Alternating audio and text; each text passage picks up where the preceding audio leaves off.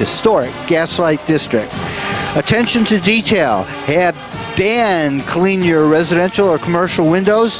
The best service and the cleanest windows in town. And special thanks to WJML Radio, News Talk Sports 1110 and 1210, and worldwide on WJML.com.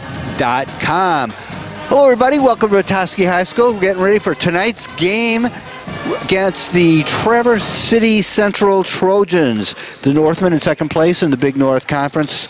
Right now, one game out of first behind Cadillac at 3-1 in the conference, 7-2 overall. And the Northmen are about half game ahead of Traverse City Central, the opponent tonight, who is sitting down there in fourth place. So the top of the standings in the Big North pretty well crowded, and so every one of these games is going to mean a lot to the Northmen. And so let's start talking about the game. And so we need somebody who knows something about basketball. So Caitlin, how you doing today? Good. How about you? Oh, excellent, excellent. Good. This Traverse City Central team, you've been telling me for the last 6 weeks, because we've been thinking about them forever since this game got snowed out. You've been telling me that this is a team that the girls are, they think a lot about, because it's a team you have some history with.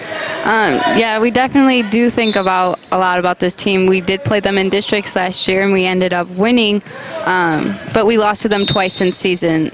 So, you know, it was around our turnaround point, but you know, it's kind of exciting to see if you can redeem your title in conference. And I asked Coach D if this game means anything, you know, like winning districts against them. He goes, you know, we just got to look at it as another game. And sounds like a coach. Yes. You didn't believe him, did you? This game probably means more to me than to him, but, you know. Well, I'm sure it means a lot to him. And Yes. That's one of those coach answers. You know, they're not supposed to say that they mean anything different. Well, it's a BNC game, so, you know, the conference is riding on it, and Traverse City always has a great team.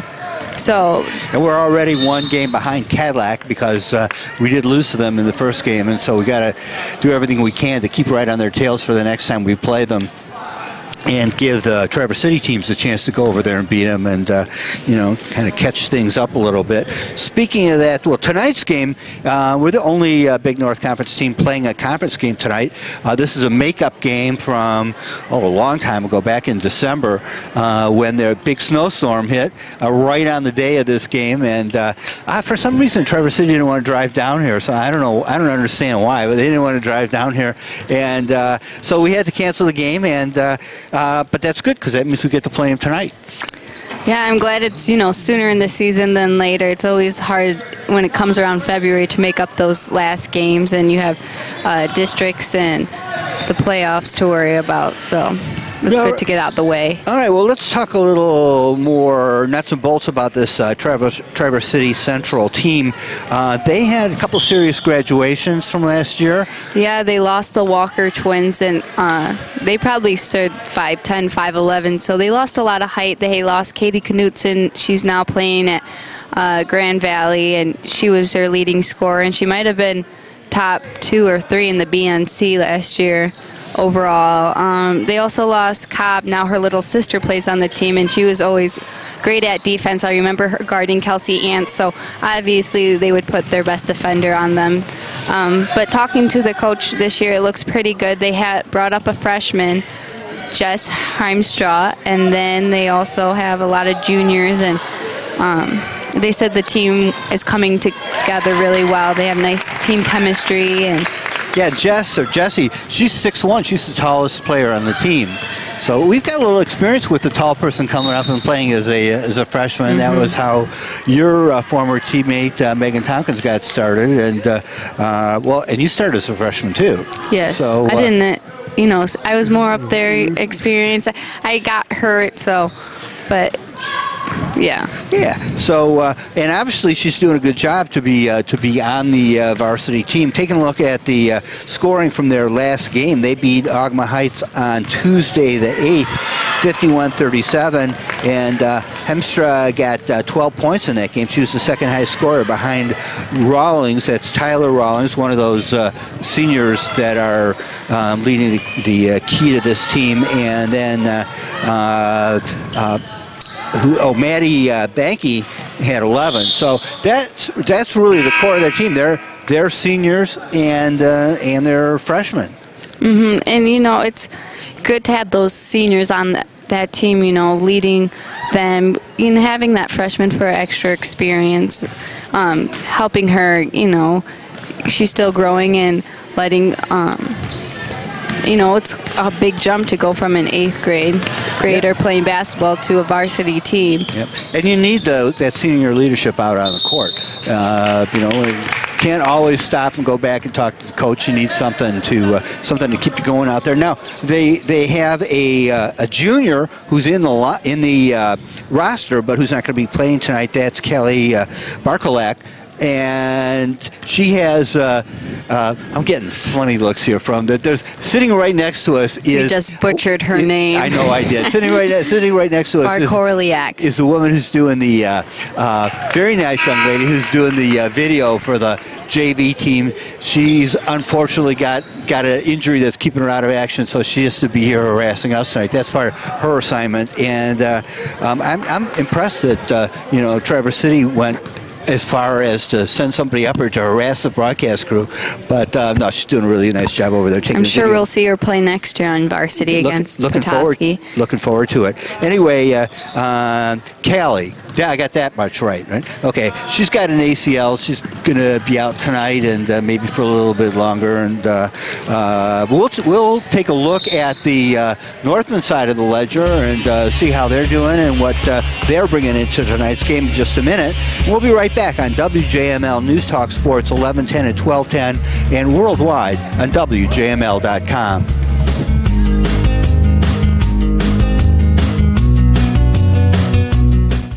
January brings snow, north wind, and plenty of chill. But Jet's Pizza in Petoskey has the recipe to warm you up from the inside out. Right now, a large one-topping Jet's Pizza is just $5.99 for a small. Or feed the whole ski team with a large one-topping pizza for just $9.99. Like an extra kick on your pizza? Ask for Jet's exclusive bold pepperoni with big, spicy flavor. Find and print valuable coupons at jetspizza.com and let's get Jets. Let's get Jets. Hydration isn't something athletes do just during a practice or game. Good hydration takes place before practices and games as well. You can learn more about good hydration and heat acclimation by visiting the MHSAA website, clicking on Education, and checking out the various resources, including a free online course offered by the National Federation. A message from the Michigan High School Athletic Association, promoting the value and values of educational athletics. Hey, I'm Kristen. The best mobile pet beautician around. I'm Robert. The owner of the UPS store in my neighborhood. I get all kinds of pet products delivered all the time. And since my van is my office. Her business needed a real street address. So I got a mailbox at the UPS store. Now I never miss a delivery because Robert can sign for all Kristen's packages and send out a text or email when they arrive. Kristen loves being in business on her own. But with Robert's help, I don't feel like I'm alone. And running around in circles. Are you a mind reader? Wow. To learn about mailbox services at the UPS store and to find a locally owned center near you, visit theupsstore.com. We love small businesses. We love logistics.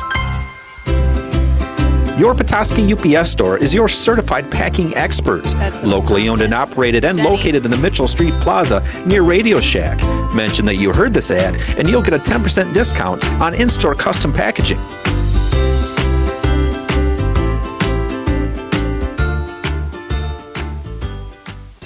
What are you doing out there with that rifle and dynamite? I hated that old credit card machine so much that after Silver Dollar Business Solutions came by, this'll be fun. No, that's dangerous. Oh, we don't need that old thing anymore. Silver Dollar Business Solutions got me a better system and lowered my rates. My customers are happy with quicker checkout, and we're keeping more of our hard-earned revenue. Well, it sounds like you've really thought through the business part, but that pile of dynamite has me worried. Oh, it'll be great. If you own or manage a business and hate your credit card processor, Silver Dollar Business Solutions can help. Whether you need to lower your costs on your current equipment or replace your processing system, Silver Dollar Business Solutions is here for you. You will be so happy you'll want to celebrate, but please don't do anything dangerous. I guess the dynamite wasn't such a good idea. 231-758 2851 Silver Dollar brings value to you.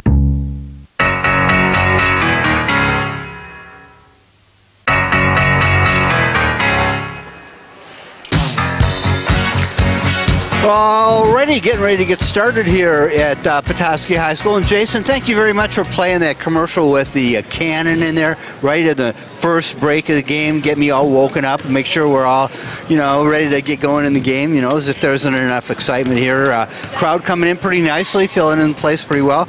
Junior Varsity, unfortunately, had a tough time tonight. Somehow, even without Tiffany on the Traverse City team tonight. Tiffany Rainey. She managed to, even without her, they managed to beat our Junior Varsity by a score of 40-19. We saw some good play out there, but obviously, they've won some games, and they're going to win some games and lose some games, and this is one of the nights that they'll learn something from and come back and do something else. But right now, we're going to talk about the varsity team a little bit. The Northmen's last game was Friday against Ogama Heights, at Ogama Heights. We won that game 50-27. Kelsey Ants, who now insists on being called half court, was a high scorer for that game. She got 19. You know why we call it half court, right? I know you do. You practically stood up and screamed when she shot that shot to close the first half from the half court line and went in. That's exciting to watch. It was very exciting, and she was very excited about it too. That ball sunk into the basket. This big grin broke out there at center court. She did a really good job. Anyway, she got 19 points, which was a team high, and Katie Lewis, who was, I believe, your Eye of the Tiger winner, had 11, including 3 3-point shots. So great game statistically and just dominance-wise. I was talking to Coach D about that, and he told me that it's her her rule that she has to shoot at least 3 threes during the game. So, because she has that shot there, it's just a matter of fact of, you know, her confidence of doing it. And, you know, she gets the ball, it's quickly released from her hands. And so I'm excited to see her tonight and play, see if she follows that rule. There you go. Well, now she's got to change the rule. She's got to make 3 instead of just shooting 3 every night. So, that was great. And Megan Tompkins, you know, not to be left out of this discussion here, she got 10 points.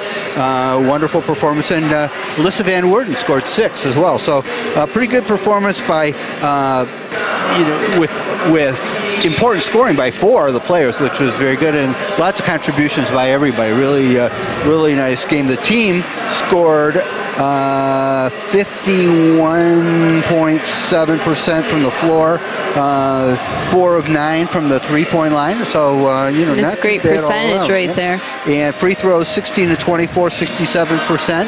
And I can't complain about that. That's a lot better than I do, you know, shooting over my garage door. But and being able to do that out on the court's a little bit harder than that. Of course, they didn't have to shovel the snow out of the way before they shot it. But and let's see, Oklahoma Heights had 20 turnovers as well. Wow. So, you know, pretty good performance by the Northmen in that game. While we're mentioning, we should say, well, we did tell people about the JV losing tonight, so we should mention that last night, that during that last game at Ogama Heights, they won 37-35. And so, you know, they're coming along too, and it's good to see the JV team developing some people who are going to get to watch play varsity next year. I'm pretty sure I heard the freshmen lost in overtime. They did, 32-31 in overtime. I was just about to mention that. And combing through the stats for that game, Jenny Tompkins, which is probably a familiar name, the little sister of Megan Tompkins, got 6 points, 8 rebounds, and 7 blocks. Wow. Which, other than the 6 points, which may be a little low, sounds like a Megan Tompkins stat line with all those rebounds and block shots. Now, she's not quite as tall as her big sister is. She's 5'8". And that puts her kind of sort of the high average of her team. You know, certainly not up there dominating. She just walked by here, but checking out her size.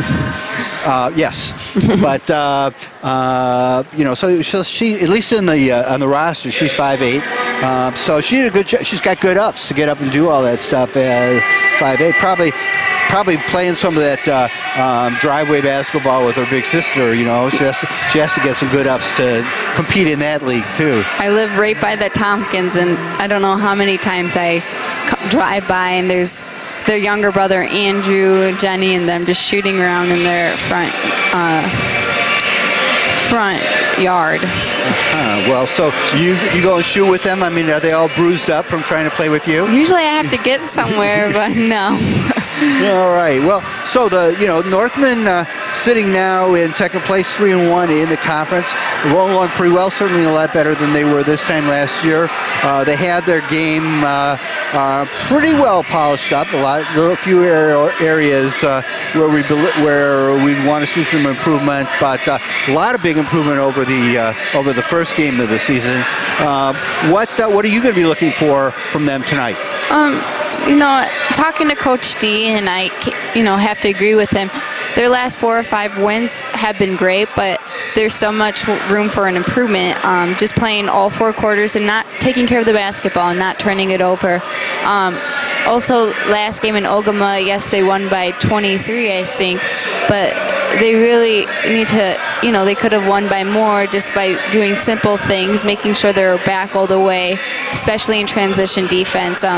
When they are pressing, just making sure no one's getting behind them. We saw maybe 3 or 4 times where, I don't think the girl made the shot every single time, but those are just things you can't have on, further along the season. And sometimes it is hard to keep your concentration and your level of play up playing against a team like Ogama Heights, which has a little bit of work to do, as we discussed during that game, to get really ready for the level of competition in the Big North Conference. Whole different story tonight, playing against Traverse City Central. They're going to have everything that they can ask for, and they're going to be at the top of their game tonight. Yeah, they will be at the top of their game. They definitely have a height advantage, but they just got to watch in transition. Traverse City Central is going to want to push the ball up the court in transition, and when they can, they have that speed advantage. They do have the team's not too short, but at the same time, it'll be everything will turn out well.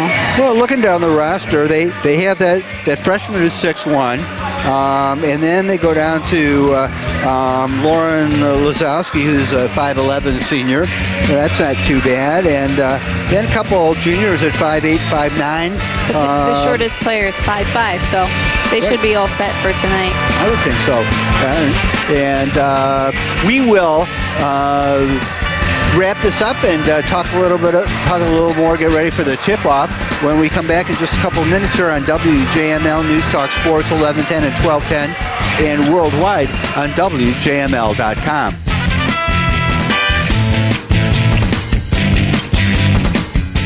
Hi, my name is Kelly, and I'm an unwinder. I'm about to go unwind for 4 days at a spa. The last thing I want to do is deal with my luggage, so I'm going to leave it up to logistics. Unwinders love logistics. With our luggage services, just drop your luggage off at the UPS store, and your bags will be sent right to your destination. No waiting in line to check bags, no waiting at baggage claim. All you have to do is unwind. To find a location near you, visit theupsstore.com. The UPS store locations are independently owned and operated. Services, pricing, and hours vary by location.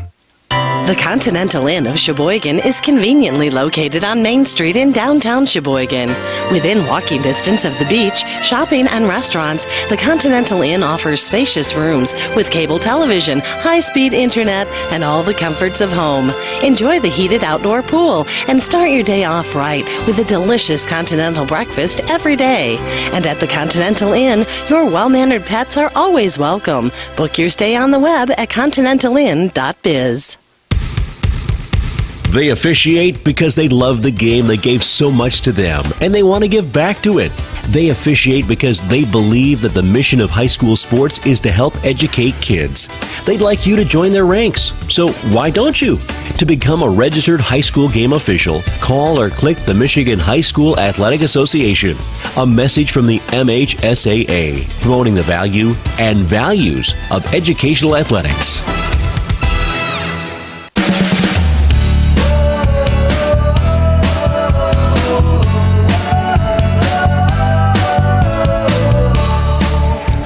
The teams just finished shaking hands at center court, which means that we're getting pretty close to the beginning of the game. They're out there talking with the officials and getting everything all set. We've got both teams out on the court now in their warm-ups. It's a little confusing because everybody's wearing black and white out there, but that'll get straightened out when the game starts. It's navy. Oh, sorry.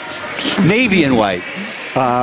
And that's right. We talked. We should do this. We talked off the air during the as we were doing the beginning of the previous game that with Caitlin here, we really need to do a fashion segment in the beginning of each of our broadcasts. So go ahead, tell us about the warm-ups and the uniforms. Right now, both teams look pretty flies. I'm just gonna say, no ridiculous. Hey, it's not supposed to be a joke.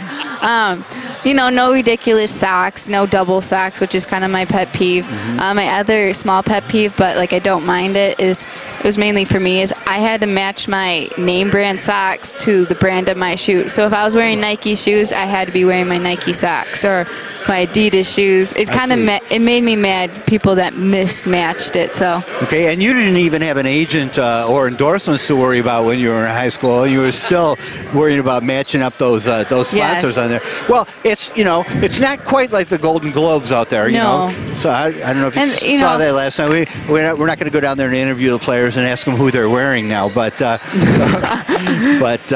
that warm-ups are going along. And what as we're getting ready here, we're about 3 minutes from the start, so we're going to be getting to the starting lineups and the national anthem and all that excitement soon. But before we do that, want to hear your thoughts about what you're going to be looking for as the game gets going. We've got this important game for the Northmen. It's important that after playing some games, certainly like last week or against somewhat lesser opponents, now they've got a tough opponent in a game that they really need to win to start moving up to that next level. I mean, they're in second place, but to move forward to where they really want to be in the Big North Conference. So as we look at the game in the first few minutes, what's going to give you an indication of how this team's going to do tonight? It's really who's going to make the small efforts of boxing out or going hard to the boards, or just playing that tough defense. Traverse City is a really good defensive team. Petoskey is also, and we're both known for being really aggressive on defense and offense. And they have height on their team just like we do. We have more height in our starting lineup than they do, but it's really going to just come down to the little things. Who has less turnovers? Who makes those free throws? Who doesn't miss those layups? That's what this game's going to come down to. And on the height, if Megan Tompkins misses the opening tip-off for the first time this season, then we're going to start worrying right away, right? I don't think she's going to do that. She definitely, even though she's 6'2", 6'3", I'm not sure what it says anymore, but she can jump. And I was looking at pictures on Facebook today of her playing basketball, and there's this girl jumping up and her hand reached her shoulder. So and of course it was against Gaylord. And you and I were talking last time, I think it was off the air, about whether Megan can dunk or not. Yes. And you think she's pretty close. I asked her, and she can touch rim. She doesn't. I know she can get her hand over the rim. She probably could dunk a tennis ball. We want to try a volleyball because she can palm a basketball, but to get it all the way up would be tough. So, and she's pretty familiar with volleyball, I should make a Megan fan page and post a video of her trying to dunk, because I still need to I need to publicize her. Even though she's a volleyball player, she should be a basketball player too. Yeah, well, she's going to Michigan State to play volleyball. That's obviously very, high in her mind. But this time of year, focusing really heavily on basketball and, just having fun her senior year. She is, but she's also, you can tell from her play that she's been working really hard. I mean, she's made major technique improvements over the last couple of months, working on her moves under the basket, her low post action and everything. So she's not cruising through her senior year or just concentrating on volleyball. And fortunately, the coach from Michigan State hasn't told her to stop playing basketball. So, well, that's a good thing. I know that the coach from Michigan State would really want her to be a well-rounded player and not give up something in high school. Yeah, besides she might, de-enlist there from Michigan State if they told her not to play basketball. I think she loves doing it. But I know she's looking forward to going there, and we're looking forward to seeing her play volleyball there. chances are she won't play basketball there, though, in the I think she off might season. have got in a letter, but she, she's a volleyball player. Yep.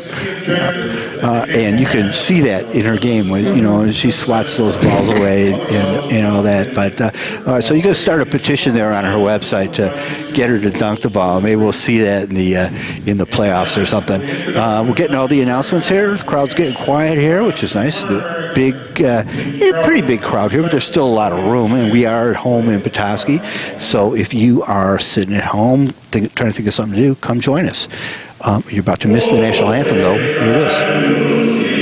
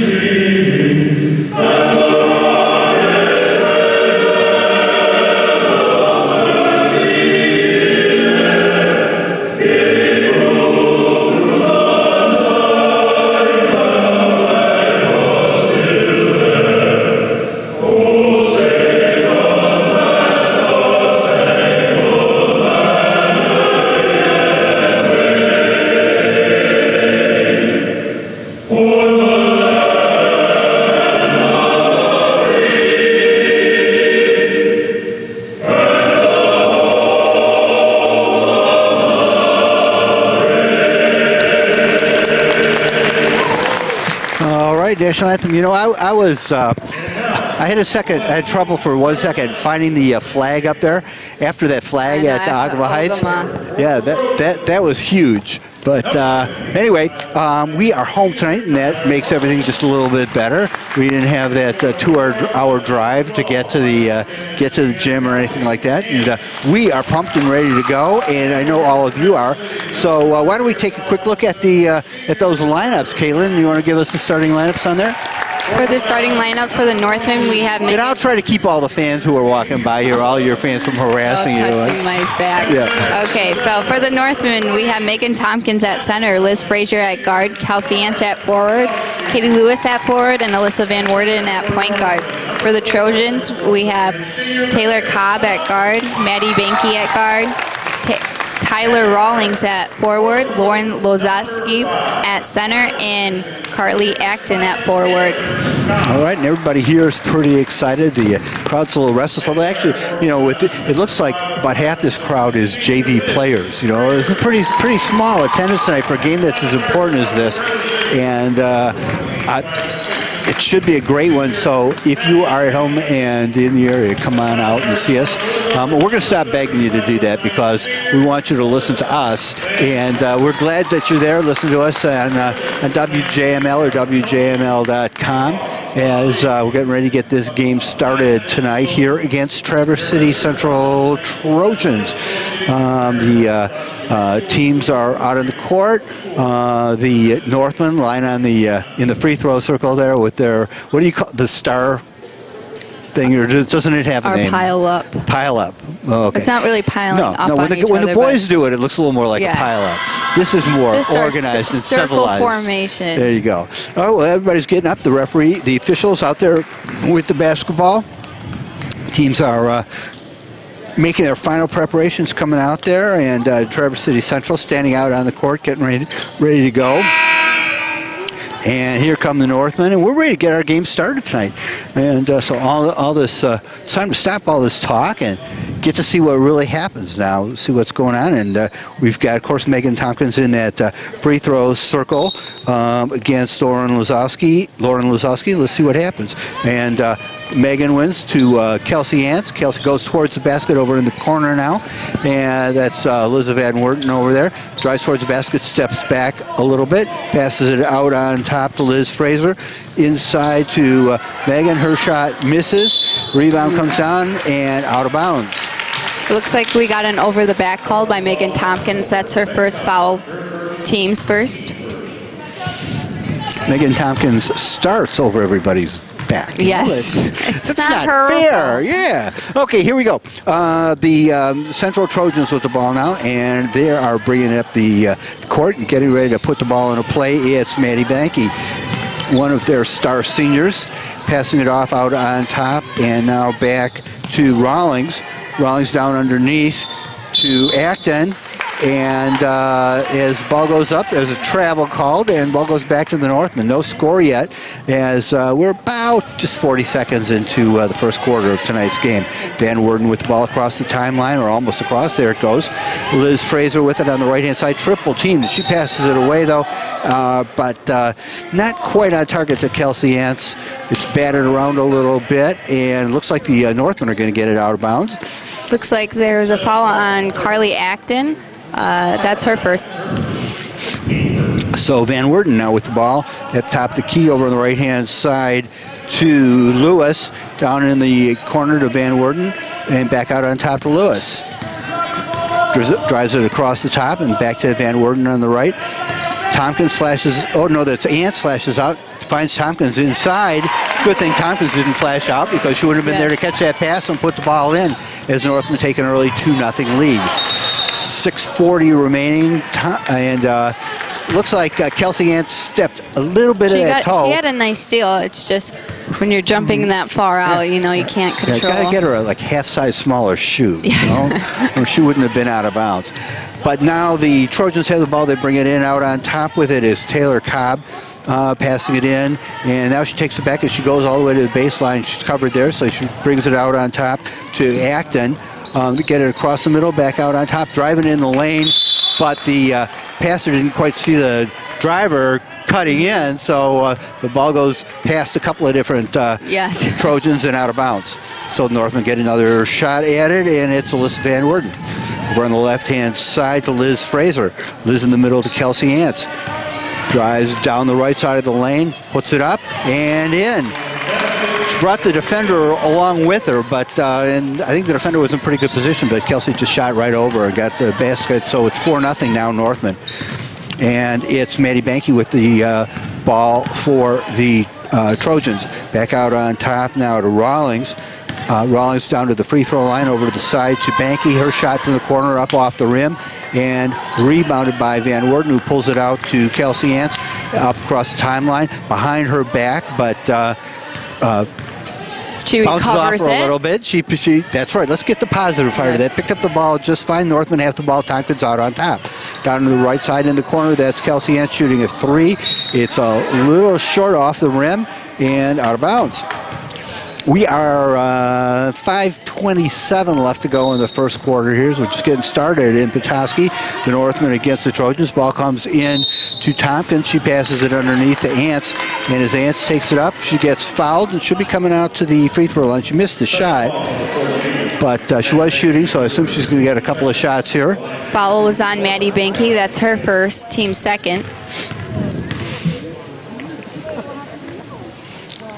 And Ants puts it right in, nothing but net. That should have been an easy shot. You know, it was only the free throw line, not half court. So, you know, we expect her to make all these now. Makes the first one, and the second one goes right in as well. So Northman leads 6-0, 5:21 remaining first quarter. And Northman getting off to a good start here. Trojans come down the floor. Maybe I shouldn't have said that. No, rims around, goes out. And a struggle for the ball between Lewis and Rawlings. And looks like they tied up, and the Northmen get it on the finger. The fickle finger, you know what I'm talking about. Okay. Ball comes in, out on top now to the Trojans. Pass it down on the far side. Shot goes up off the rim to Van Worden. And Van Worden starts to charge back up the court here for the Northmen. Across the timeline, offense setting up, but she goes right down the lane to the baseline. Nothing doing there, so she passes it out to Lewis. Over on the right-hand side to Fraser, back up on top to Van Worden. Van Worden hits Ants cutting across the middle. Nothing going, so she passes it out to Fraser on the right-hand side. Tompkins out on the top. Underneath nicely to Fraser, who catches the ball and takes it up and is banged into as she gets up in the air. Didn't really have much of a shot, but by taking that aggressive move, she drew the foul and she's going to the line. And that's smart. She knew that there was 3 people around her, and there would have been just a jump ball, and to go up that quick is a very good move on Liz Frazier. The foul is on Carly Acton. That's her second, team's third. And Frazier makes her first shot. Yeah, when you are 5'6", and you get the ball on the inside, you got to have some moves and do some things to score with all the trees around you. And that was a great move by her. Went up, got the foul, and now she's at the line, misses her second one, and it's rebounded by the Trojans. Take it up the court, trailing 7-0 with 4:33 remaining.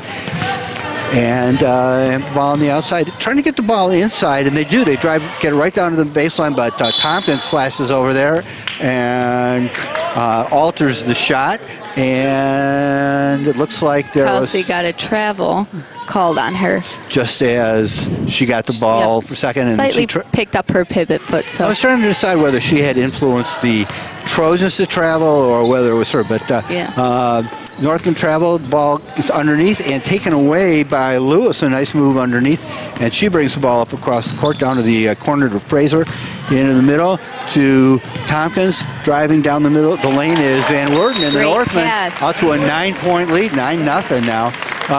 And time called, not surprisingly, by the Trojans. What are they doing wrong?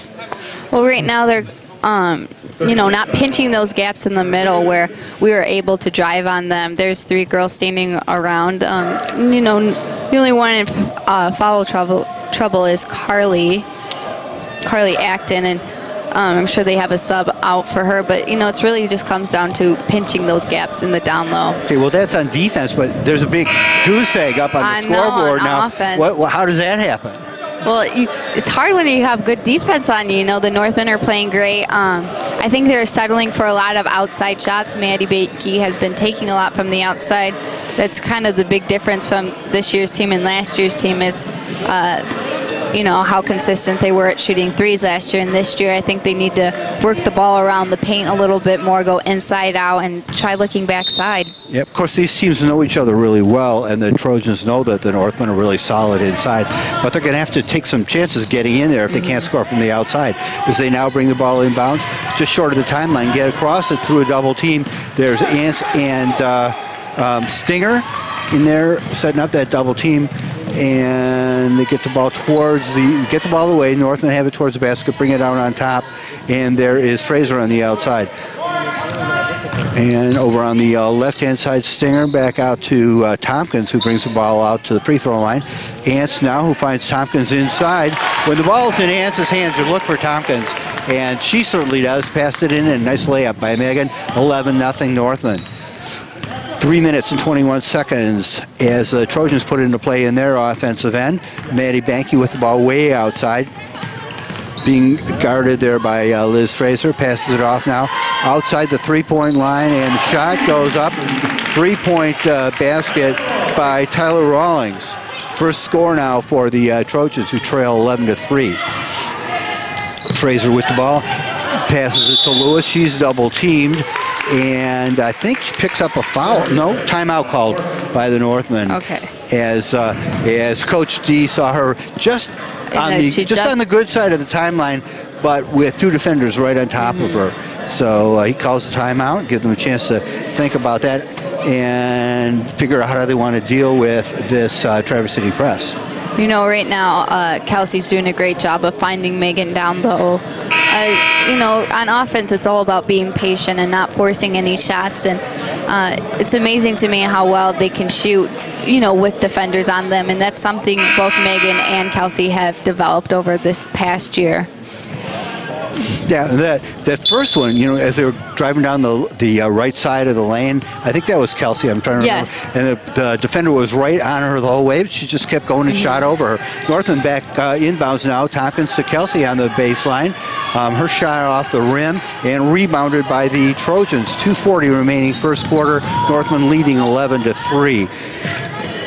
Banky with the ball outside, passes it over to the left-hand side, back out on top to Banky. Looking around, gives it to Cobb over on the right-hand side. Cobb drives to the middle, but she's cut off at the free throw line, puts it up, misses, and rebounded by Katie Lewis.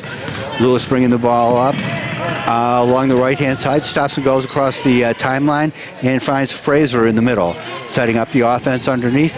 And over on the right-hand side to Lewis, her three-point shot. I guess, is that number one for the night? Yep, that's one. Okay, that was a long one. She was pretty far out for that one. And Traverse City with the ball now, and their shot from way outside as well is rebounded by Katie Lewis. Lewis about halfway up and finds Liz Fraser to break the press. Tompkins with the ball on the wing, passes it inside to Stinger. Little forcing it a little bit there. There wasn't really anything. It was a little forced, but it was a nice pass to Kelsey. Just overshot the basket. And Megan Tompkins reaches around the Traverse City player as they try to get the ball inside. No contact. Nice job of getting those big long arms around the player without touching her. And the Northmen get the ball. Minute 19 remaining, 11-3 Petoskey. Out on top, it's Stinger. And now Fraser, and then down on the right-hand side. Underneath, it's Stinger again. She's tied up. Jump ball. We got some subs coming in. We have Hannah Skolton going in for Liz Fraser and Alyssa Van Worden going in for Kelsey. Northmen get the ball underneath the basket. And it is Stinger standing there getting ready to start things going. A couple substitutions for the Trojans as well. Minute 08 remaining. Northmen with a 8-point lead here in the first quarter. Shot goes up and off the rim and rebounded by the Trojans. They bring it up the court. Defense back quickly. Tompkins, the first one back, sets up inside. Over on the left-hand side now, outside to Rawlings. And over on the side, some contact outside, but nothing, no problems caused out there. And it's Banky out on top trying to set the offense up again. Tight defense inside underneath, and Skolton plays a little defense now. They get around her. That is, turn a little bit. Oh, there you go. Underwood, Abby Underwood in the game now for the Trojans. Her shot up and in. Lewis now with the ball, gets it into, goes into Stinger, who passes it to Tompkins underneath the basket. And Northmen 13-5. Now we're down to the last 17 seconds of the first quarter. Inside turnaround, but Tompkins is up to bat it away. She got a little of the shooter along with the basketball. So the Trojans going to the line there. That is Jessie Hemstra. That's Megan's second foul, team's second. So she got to watch out a little bit. There's 12 seconds left in the first, but making sure she doesn't pick up that third one before the end of the half. And Coach D sends in a couple of substitutes, including one for Megan Tompkins to not have her foul in the last couple of seconds here. In the game is Abby Blanchard and Liz Fraser. Okay. The free throw is good, and Van Worden brings it up the floor for the Northmen. Double team, passes it away right away. Now they got it underneath there, over to the left-hand side to Skolton. Skolton to Van Worden. Shot goes up as the buzzer goes, and we come to the end of the first quarter. Northmen in the lead 13-6, and we'll be right back for second quarter action on WJML News Talk Sports 1110 and 1210 and worldwide on WJML.com.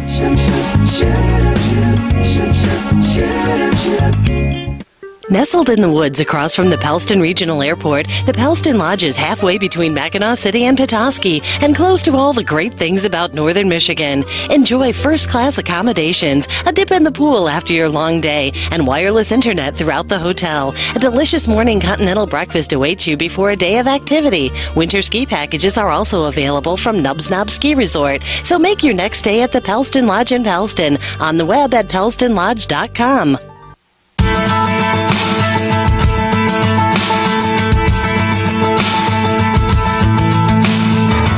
And there it is. And we're getting ready for the second quarter here at Petoskey High School. Northmen leading after one, 13-6. And Trojans coming back a little bit in the second half of that quarter. Really, it's from their free throw shots right now. They have, and that big three from Rawlings. So, right now they're trying to get their momentum up to match Petoskey's. Megan Tompkins is doing a great job right now, finishing her shot. She has 8 points right now, and or 6 points right now. Sorry, 6 points right now, and a lot of that has to do with also Kelsey Ann's finding her and those two, you know, rotating to the basket. And so the Trojans doing what you had suggested. They got a shot from the outside. They're getting taking some foul shots. So anything they can do to score with when they're not penetrating. Now out on top they have it, and they shoot from the three. This is off the rim. It's rebounded by Underwood. Underwood cornered over there on the baseline. She fights her way into the middle, comes up with a rebound, comes off the board, picked off by Blanchard, and Blanchard gets it to Van Worden, and Van Worden starts it up the court. Alyssa Van Worden with it outside, Fraser over on the right-hand side, back out on top to Larson now in the game, and Van Worden to Fraser, and that is Jamie Larson did a yep. deep toe. Rebound goes to Traverse City. They have it up the court, and it's almost rebounded by the Northmen inside, but off everybody's fingertips and out to the Trojans on the outside. Over on the right-hand side now to Underwood. Underwood looking around for somebody inside. Back out on top now to Rawlings. Rawlings brings it over to the right side. Everybody inside is blocked very well. And shot goes up from the far side out in three-point land. Well, they only called that a 2. And that was taken by Claire Young, who puts those 2 in there for... It's a long 2. For Traverse City. And they bring the ball back up as they intercept it. And going up there with it is Rawlings, who gets the basket first and puts the ball in the net. So now it's 13-10 as Traverse City has narrowed the margin a little bit. Northmen get it in the forecourt. They're getting guarded all the way out at the timeline, but they get through that and get their offense set up as the defense collapses back into their regular position for Traverse City. Over on the right-hand side, it's Fraser with the ball. Passes it to Skolten on the baseline. Back out on top to Van Worden, and her shot goes up and in. So a three-pointer. And that makes it 16-10 Northmen early on in the action in the second quarter. And quickly up the floor for Traverse City is Claire Young. Yep. And her shot goes in as well. So now it's 16-12 Northmen by 4. Van Worden just inside the timeline. Drives it down. Finds Skolten on the left-hand side. Back out on top to Fraser. Fraser looking around. You can tell Fraser not by her number, but by her ponytail that covers it up. Yes. Okay, it is Van Worden on the left side, down inside on the right-hand side to Fraser. Fraser trying to make it through the baseline, but Van Worden opens up on the outside to bring the ball out to her. She misses it. Foul called underneath. Foul was called on Liz Frazier over the back call. That's her first, team's third. And, of course, a non-shooting foul down at the Petoskey end of the court, so it's going to be out of bounds for the Trojans. And there is Lauren Lazowski passing the ball in. She gets it to Tyler Cobb, who brings it up the court. Cobb looking around, stops, pops it into the middle, but it's picked off by Blanchard and then knocked away from her by Lazowski as they tie it up. And now it's the Northmen's turn on the tie-up, and it's going to be Ants bringing the ball in for Petoskey. Van Worden up across the timeline, finds Fraser on the right-hand side, and ball knocked out by the Trojans, but back out to Northmen. They get it inside. Ants down the middle of the lane. She tries to get it to Blanchard, but throws it a little over her head, and it goes out of bounds. You know, right now the Trojans are running a 1-2-2 half-court press, and then they sink back into it, man-to-man defense. But, you know, really we have to, you know, penetrate that press and look backside. There's someone open. And that's Cobb on the outside over to the right-hand side to Underwood. Back out on top to Banky, and whistle blows, and they turn it over to the Northmen. Traveling on Traverse City. Ball comes in to Van Worden as the Northmen started up the floor. And goes over to Fraser on the right-hand side. Fraser passes it in. They get past the front line there of Van Worden. As she goes in there, it's knocked away from her on a dive by Acton. Ball goes out of bounds, and it's a Northman ball under the basket. Van Worden standing out there getting ready to throw it in. So they got through, but they have to get through with a little more composure. Yes. Ball comes in now to Ants on the left-hand side. Ants driving around to the middle, gets inside, pops it up there, rolls off all the way across the opening. It looked like it was going to fall, but came off the rim and down. Traverse City now with the ball, and they get to the inside. Taking it up is, I thought it looked like they shoot and they miss. Yes. Northmen come down with the ball, and it's Ants to Van Worden on the Northman side. Weaver with the ball now, and back out on top to Fraser. Fraser looking around and finds Weaver again on the right-hand side. Weaver inside to Blanchard, and knocked away as they try to pass it down to Van Worden. Out of bounds north, it's going to be Northman ball. Right now we're forcing a lot of passes, which is causing, turnovers in their fast breaks where we don't have our composure on defense. So we really need to settle down and run the offense that coach set up. Fraser into Van Worden. Van Worden looking around for somebody to give it to. Gives it to Ants on the left-hand side. Ants inside to Blanchard. This time she gets the ball, and as she turns to face the basket, she is hacked, and she's going to the line. Looks like the foul is on Maddie Banky. That's her second, team's fourth. Nice job by Ants to get the ball inside of Blanchard. She's doing a great job right now, finding those open people and giving a chance to shoot. Blanchard shot perfect, and Abby did exactly what Fraser did just a little while ago when we talked about it. You just got to draw that foul, Gets in there, the players come to her. She's short, but she takes it right up into the crowd. When it's that crowded down in the paint, you don't have that chance of shooting it in. It's either going to be in a jump ball or, a turnover on your part. So you really have to, try drawing that foul. And now we have Maddie Banky sitting on a bench, which she's right now controlling the floor on their offensive end. Blanchard's second shot is good as well. Northman ahead by 6, 18-12 with 3:16 remaining in the first half. Cobb on the outside over to Acton on the right. Acton tries to drive down, nothing happened, and brings it out on top to Rawlings.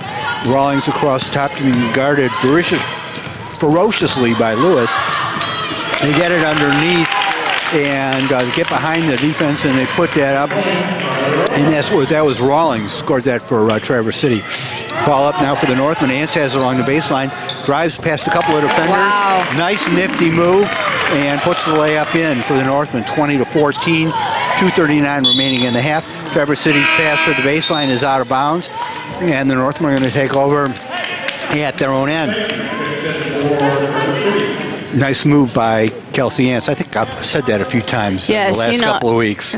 She's doing a great job, driving it in. And if it's taking that shot or finding the person on backside, she's ready for either or. Fraser out on top. Finds Lewis inside, but gets just off of Lewis's fingertips and goes out of bounds. Fortunately, it hit a Trojan on the way, so the Northman's ball underneath their basket. They bring the ball in. Ants with it right underneath, takes it up against the defense. This time she misses, and it's Maddie Banky bringing the ball up court for the Trojans. And the pass into the middle is grabbed away by Kelsey Ants. She looks up the court, and a nice pass. Oh, great rebound by Liz Frazier. Is that shot just missed? I thought it was going to go in. A three-point shot by Ants from out on top, and she puts that in, so it's 23-14 now for the Northmen with just under 2 minutes left in half number one. Whistle blows, traveling as the Trojans get the ball to the baseline. Maybe they were a little surprised they got down there, and they shuffled a little bit. But the Northmen now getting a couple of substitutions in. Stinger in for the Northmen now, and they bring the ball into Fraser. Fraser dribbling it up the court and gets across the timeline, not coming out to pick her up, and so she throws it inside to Tompkins. Tompkins shoots, just misses, gets to Ants. Back to Tompkins. Now Tompkins turns, nice play as they find Fraser open inside, but she misses the putback and comes out now down the right-hand side. A collision as Ants standing there on defense, and To me, the Trojan there ran right into her, but I guess refs don't have to agree.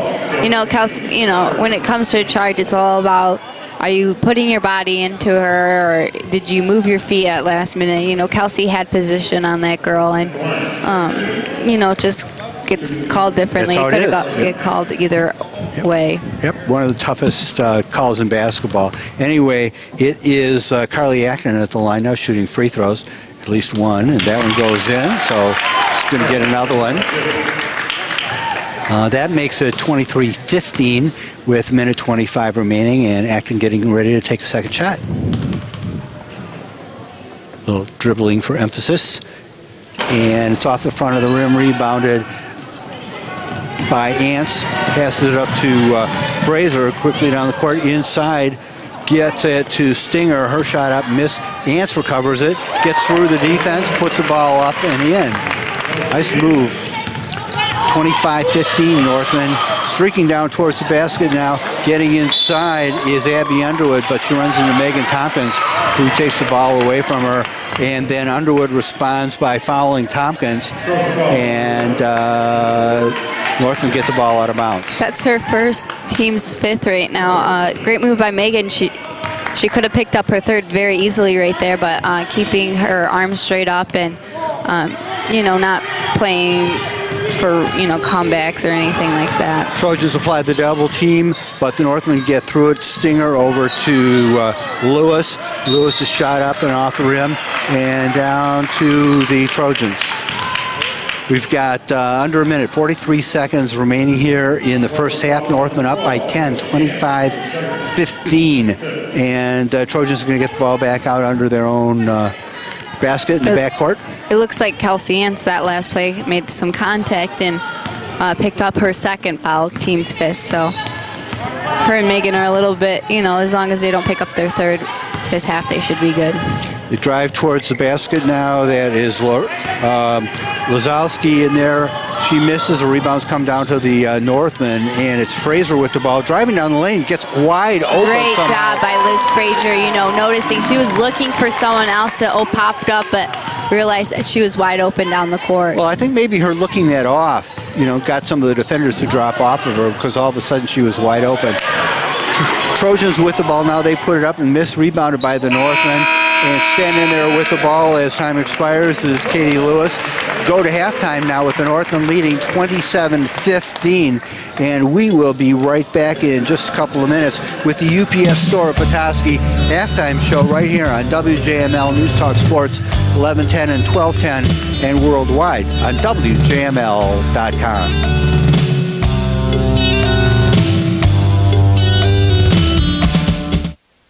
Things have perked up in downtown Alanson with the all-new R&R Cabin Restaurant. Chef Randy Cole and his partner Ruth invite you to stop in for a jumpstart breakfast or a delicious lunch of gourmet sandwiches and homemade soups. This Friday, try R&R Cabin's Friday night fish fry starting at 4 o'clock. Fill up on a great meal and top it off with a cup of freshly brewed coffee and one of many homemade desserts. Now open, try the all-new R&R Cabin, located in downtown Alanson. Call for today's special at 231-203-2012.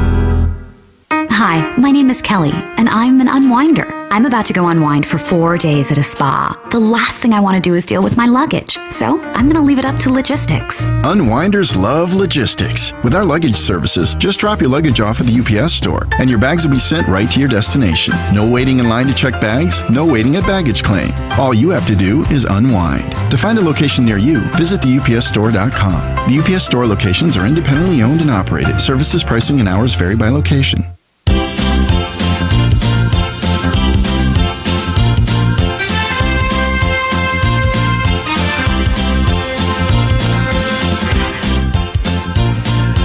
Welcome to the UPS Store Petoskey halftime show. We are here at Petoskey High School, in the middle of a Petoskey Northmen Traverse City Trojans contest here that now is getting pretty much in control of the Northmen, 27-15 at halftime, but it wasn't always that way. Northmen started out pretty well, and then Trojans made some adjustments and started catching up. Then at the end of the half, the Northmen pulled out a little bit, so pretty interesting development here in the first half. Yeah, basketball, is always a game of swings. You're going to have, a good run of 6 or 10 points, and then all of a sudden the defense is going to call a timeout on the other side and make some adjustments, and then they're going to have a run. So it's really who can keep their composure during those runs. If you're going to get frustrated, there's a time where they were just pushing it up the court and no one was getting really back in defense, stopping the ball where it was getting open really at the half court. And we don't have as strong ball handlers. It's quite obvious that that's kind of where we struggle the most, is we're pressing, handling the ball. And like I said, it comes down to composure. We could keep our composure, playing offense, but when it comes down to pressing, that's when we get a little frazzled at it, and we start, you start seeing more turnovers. But really, we got to keep our head up, and that's something we also struggle with. We don't keep our head up to pass the ball up the court, to beat them in transition, or to keep the head up to look at the open player that's flashing to the ball to help out. Right. Well, I think you hit it right there, because we, Van Worden, Fraser, both very, very good at moving the ball up against a defender, but they haven't in this game. When they got that timeline press on them, not picking it up early enough, I guess, really, and not able to find the open person. And because, as they always say, when you're double teamed or triple teamed, there's somebody who doesn't have somebody. Yeah, there's always someone open, and you got to realize, 5 seconds is a long time. So if they're gonna play that close to you for 5 seconds, well, 4.5 seconds, pick up your dribble. That's almost 10 seconds to. Someone's going to be open. If there's 2 or 3 people on you, you have time. You don't have to just toss it away. Right. It's hard to do, though, because when I assume when that double team comes on you, you notice that. That just gets your attention. You thought you were going down the court. Now all of a sudden there's a couple of big people standing right around you. And the important thing is not to look at them, but to look at the rest of the court and find that other place to go. Well, we've got 27 points for the Northmen first half. Not too bad of a performance on the offense. Fits and starts a little bit, but overall, quite a few points scored. So where'd those points come from? Megan Tompkins has 6, Liz Frazier has 3, Kelsey Antz has 11, Alyssa Van Worden with 5, and Abby Blanchard with 2. Okay, so nice job there. Now there's 15 on the Trojan side. How about them? Abby Underwood with 2, Tyler Rawlings with 7, Clara Young with 4, Carly Acton with 1, and Jesse Hemstraw with 1. Okay, so Rawlings doing the big job. Yeah, Rawlings is doing a great job. She's definitely a threat from the inside and outside. She's, one of the girls who put a foul on Kelsey and Megan, so really she knows what she's doing out there. Maddie Banky, we haven't seen any scoring from her, but she's also doing a great job. She picked up 2 fouls kind of early in the half and didn't see the court much the second quarter, but I was just watching her skills with the ball, and that's something we really don't have is, ball handling skills like that. We have, Kelsey with her nice little behind the back moves, pushing the ball up in transition, but to just, be a guard and be a leader on the court and being able to move as quick as she does with a basketball in hand is quite amazing for her. Yep.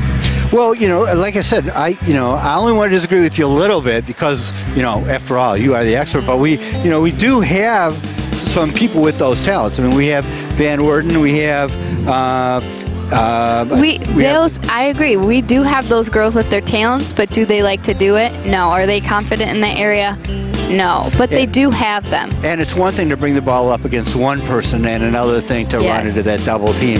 All right, well, we're going to take a break here, and we'll be right back with more of the UPS Store Petoskey Halftime Show right here on WJML News Talk Sports 1110 and 1210 and worldwide at WJML.com. Attention law enforcement officers, you've had your basic training. Now, are you ready for the next level of CQB? Let Jim Atkins at White Tiger Martial Arts take you to that level. With 36 years under his 8th degree black belt, Jim is ready to give new meaning to defend and protect. One-on-one classes are available at times that work around your schedule. Jim is experienced in working with SWAT, local, state, and county authorities. So get in now to White Tiger Martial Arts Academy on 8th Street in Traverse City and take your skill set to the next level. My name is Susan, and I run my own consulting firm, which really means I'm the consummate multitasker. I'm the accounting department, the marketing department, the mailroom. So how do I get it all done? Logistics. I'm Bob from the UPS Store. Multitaskers like Susan send their presentations to us online, and we print them, bind them, and make handouts. We also handle their packing and shipping. And with one of our mailboxes, we can sign for packages, even send text alerts when they arrive. Thanks to logistics, I can do more than ever. And I didn't think that was possible. Multitaskers love logistics. That's why they love the UPS Store and all the things they do. To find a location near you, visit the UPSstore.com today. Participation, prices, and hours vary by location. See Center for details. Your Petoskey UPS Store is your certified packing expert. Locally owned and operated and located in the Mitchell Street Plaza near Radio Shack. Mention that you heard this ad and you'll get a 10% discount on in-store custom packaging.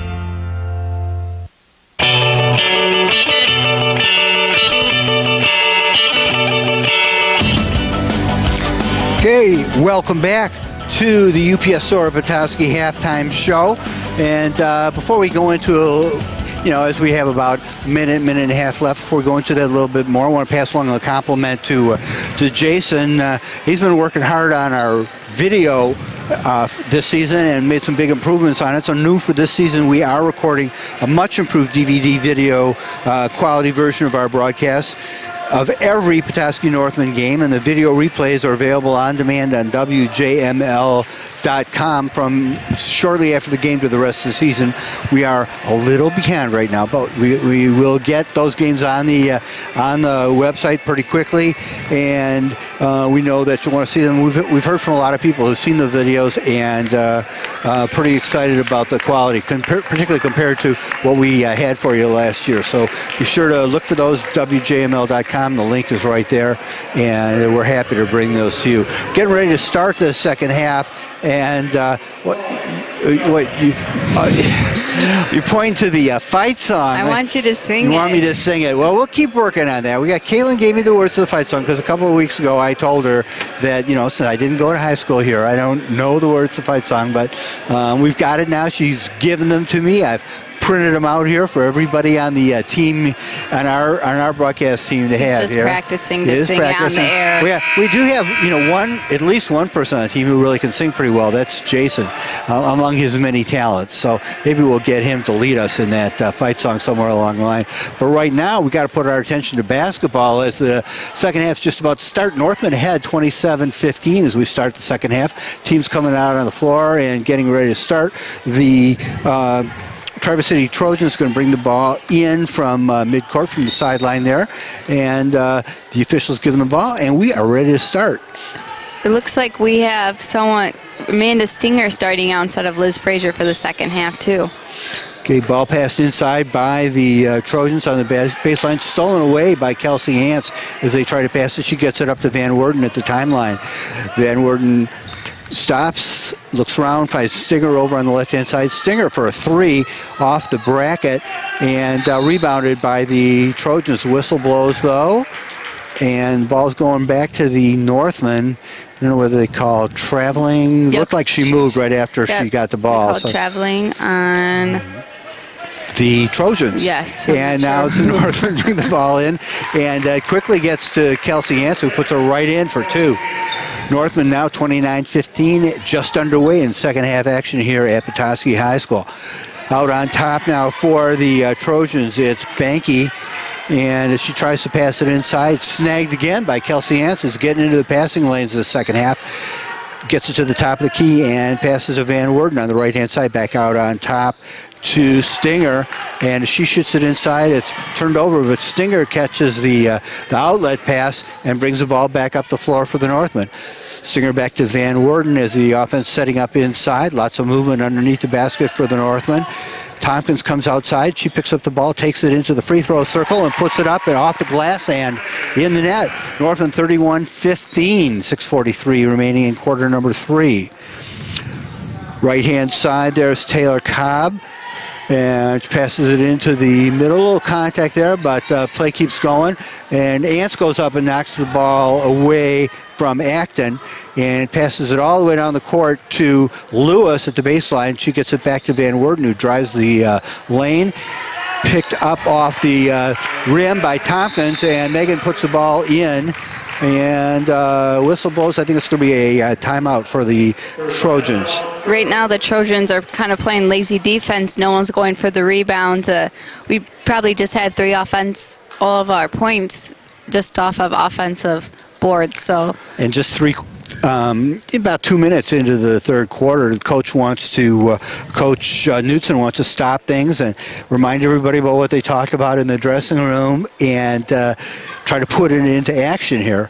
The Northmen sitting down going over their plans as well too, but they look pretty good coming out of halftime into what we call the character quarter here. They definitely look very composed right now. Megan Tompkins is doing a great job playing defense. You know, she just had a couple blocks down on the defensive end, but also offensive. She's fine. You know, she's going to the boards like she should be, and you know, making it open. And you can tell the way she's screening that she's helping other people get open too. And she's playing a little more under control than she was sometimes in that first half, so maybe we can keep the fouls down on her. She doesn't normally have big foul problems, but she is tall. Yes. Coach Tam, our freshman year, would tell her that she needs to get some fouls because there is no contact whatsoever. Well, I think we've accomplished that. Yes. Speaking of fouls, Kelsey Antz just picked up her third foul, team's first of this half. We need Ms. Antz to stick around for the rest of the game here, so hopefully that won't be a problem. The ball comes in now to Banky. Banky brings it out on top, passes it inside to Lazowski, and shot goes up. It's off the rim, pulled down by Tompkins, who got in good position, got up and got that ball. And Fraser now brings it across the timeline for the Northmen, being guarded closely by Banky. Over to the left-hand side to Lewis. Lewis's shot, three-pointer, goes off the bracket, rebounded by Van Worden, and back out on top to Lewis, who gives it to Antz. Antz, of course, passes it to Tompkins in the middle, but she doesn't have a shot, so she passes it out to Fraser. And looks like Liz Fraser stepped out of bounds driving the baseline. So? It was a good move, you know. She saw it wide open. I didn't mean so like that. I meant so. The ball goes to the Trojans now. They do get the ball all the way up to the baseline, but they're surrounded there by Antz and Tompkins, and that leads to a travel as they try to find a little room under there to pass the ball. So Northmen are going to bring the ball back in. Antz to Van Worden and up to the timeline. The offense gets in position, and Van Worden finds Tompkins all the way out on the left-hand side, about free throw line height. Back to the right, to the left-hand side to Lewis now as Tompkins goes inside. They pass to Antz, who's right in the middle of the lane. Nice pass, nice look, and 2 points for the Northmen. They bring the ball up. They get it down to the baseline, and that is Rawlings, who almost put it in, went up and rolled around the rim, and nice snag by Van Worden as she goes up between two defenders and catches the pass, passes it over to Tompkins, rebound comes back outside, and Fraser now with it out on the top of the key. Fraser looking around. And they take the ball away from her. Nice move by Banky, who just dribbles it right out of her hands. She takes the ball all the way up, and she's in the corner now. Gets it to the baseline. It goes out of bounds off Petoskey. And Trojans are going to bring it in from back there. 4:14 remaining in the third quarter. Northmen up by 20, 35-15. I had to figure that out. I was a little surprised when I looked up there and saw it was 20. Ball comes in to Banky on the left-hand side. She gets it in the middle to Lazowski, who curls and tries to put the ball up, but rebound comes down to the Northmen. Antz out to Tompkins. Tompkins pass across to Fraser is knocked away, and it is Banky bringing the ball up for Traverse City.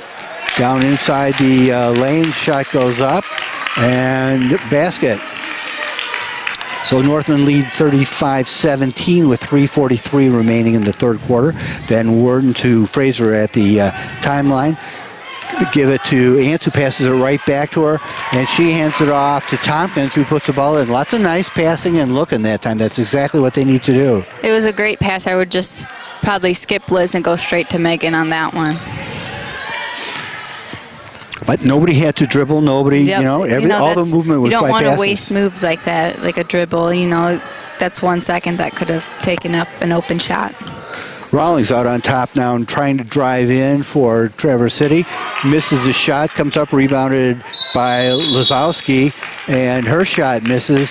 Ants on the floor trying to grab for the ball, and a couple of substitutions, Blanchard and Skolton coming in for the Northmen, and timeout called.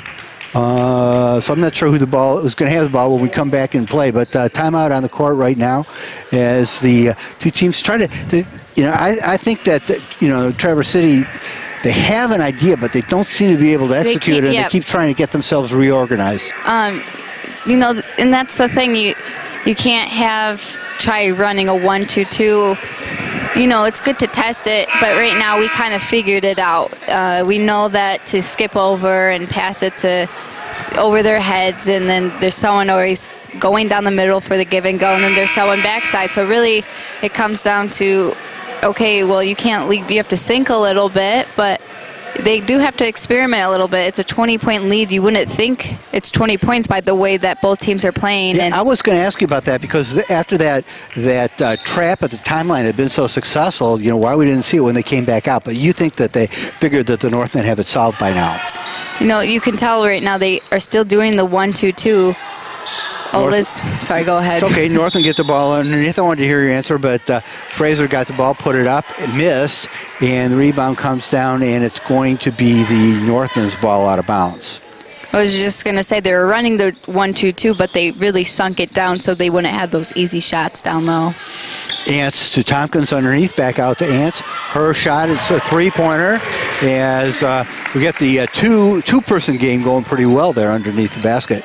Northland now up 40-17 in what I thought was going to be a lot closer game than this, frankly. I did too. Over on the right-hand side now, the Trojans had the ball to get it back out on top. Now pass it inside to Hemstra, but Tompkins gets the ball away from her as the height advantage helps out. Nice pass to Ants. Oh, back, look at that. That was a great teamwork pass. Ants to Fraser, back to Ants. Moving fast and no dribbles, and beautiful play leads to... You can tell, how selfish or non-selfish this team is. It's not about who scores or, what plays there are, but it's just... 3 passes, 4 passes between. And in case I didn't tell you, it was Ants who finally scored with that one, but could have been anybody. It could have been, Liz could have taken that and made that, possibly made that layup or drawn that foul. Yeah, and that's just like you do it in practice, one of those drills where you pass back and forth and don't dribble and take it down the court, and it worked just like it does in practice. Went inside. Tompkins at the high post, passes it inside to Jamie Larson. And she goes up, scores, and she gets a three-point opportunity. As she's fouled, she comes out to the line. It's nice having players like Jamie. She knows her role on the team, and she's ready to shoot. She's definitely a confident player out there. That foul on Rawlings for Traverse City. Free throw misses, but she got the 2 points, and it's now Underwood on the right-hand side of the court. Turns around, passes the ball over to Banky, her shot off the rim, and quickly down the court is Fraser.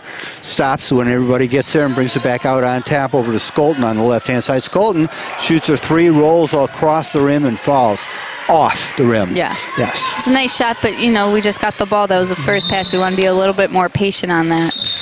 And Traverse City quickly up the floor, but a little too quickly when they get it up to the forecourt. They travel, and ball goes back to the Northmen. It's going to be Skolton bringing the ball in from the near sideline. Looks like we have Hannah Skolton, Katie Lewis, Allie Will, Jamie Larson, and Megan Tompkins on the court right now. And at the timeline, it's Lewis setting off the offense. She's over on the right-hand side now, drives in, met by the defenders, passes it over to Tompkins on the far side, and back out on top to Skolton. Her shot, off the bracket again this time. She's getting those three-pointers lined up, but she hasn't dropped one yet tonight. Anyway, it's Banky out on top, passes it over to Underwood.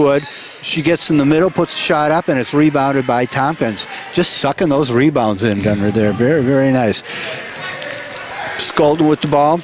Tompkins brings it in from half court, goes all the way to the free throw line, hands it off to Will, and back over on the left-hand side now to Lewis.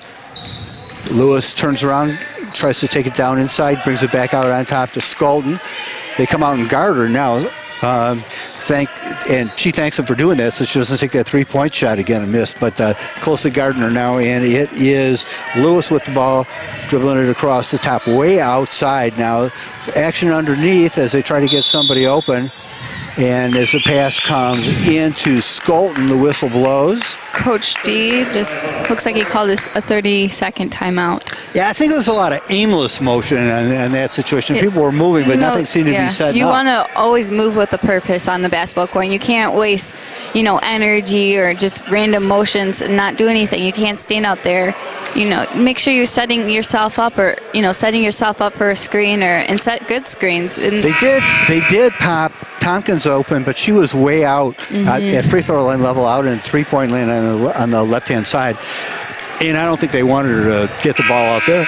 So no, and it's also comes down to, we have to look up while we're dribbling. There's people that are open, but sometimes we just are too concentrated making sure we don't lose the ball, which is also a good thing, not to turn it over that way. But. Well, let's see if they've worked it out.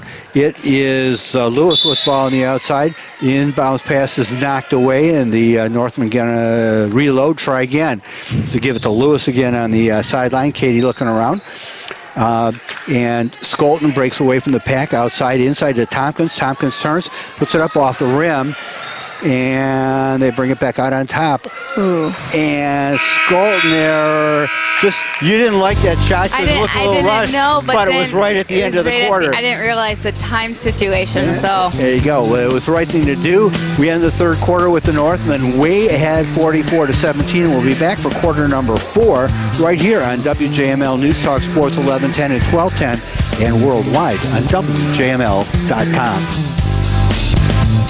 Hi, my name is Kelly, and I'm an unwinder. I'm about to go unwind for 4 days at a spa. The last thing I want to do is deal with my luggage, so I'm going to leave it up to logistics. Unwinders love logistics. With our luggage services, just drop your luggage off at the UPS store, and your bags will be sent right to your destination. No waiting in line to check bags, no waiting at baggage claim. All you have to do is unwind. To find a location near you, visit theupsstore.com. The UPS store locations are independently owned and operated. Services, pricing, and hours vary by location.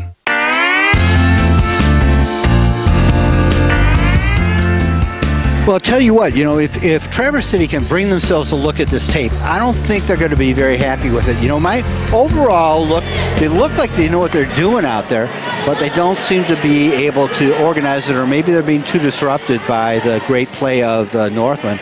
But it's not resulting in any points. I can't really pick out one thing that Traverse City's doing wrong. It's just nothing is going their way.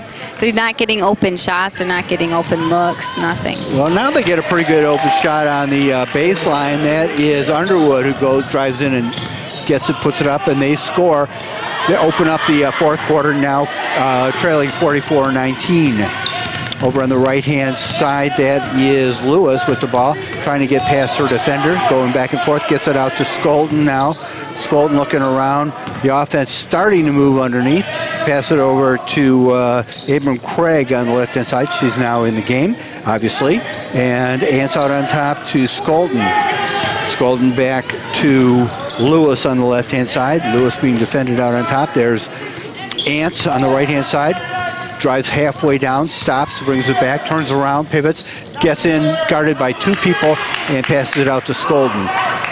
Lewis shoots it up and misses, and some contact Looks underneath. like there's a push underneath by Kelsey Ann, sets her 4th foul, team 2nd of this half. So, it's kind of early in this quarter. It's 44-19. You can't really complain about the score. We're not in a tough situation where we're going to need Kelsey in at the end, but. So she gets a break now in case we do need her at the end. Yes. She'll get a chance to let some time go by on the bench and give some of these other folks a chance to see how they can contribute. They get the ball really nicely underneath, but they don't even look at the basket when they have it. They bring it down there again. This time they shoot, goes up and over the rim, and back outside as the Trojans have a couple of shots and keep getting other opportunities. This time, though, it's batted away by Van Worden.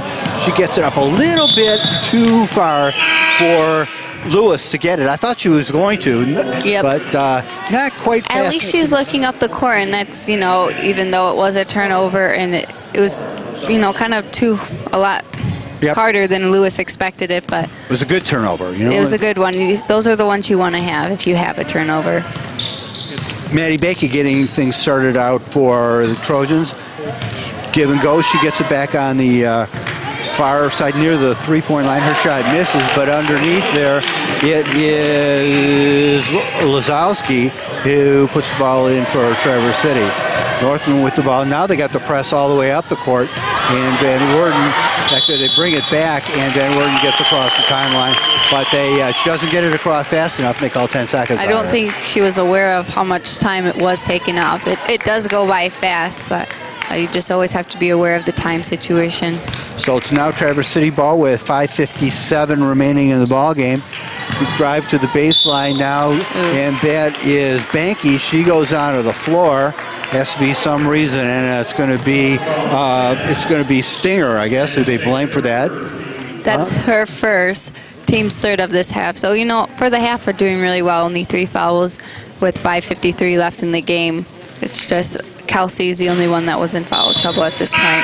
Banky's first shot off the bracket. A couple of personnel changes for the Trojans, and Banky gets ready for a second one.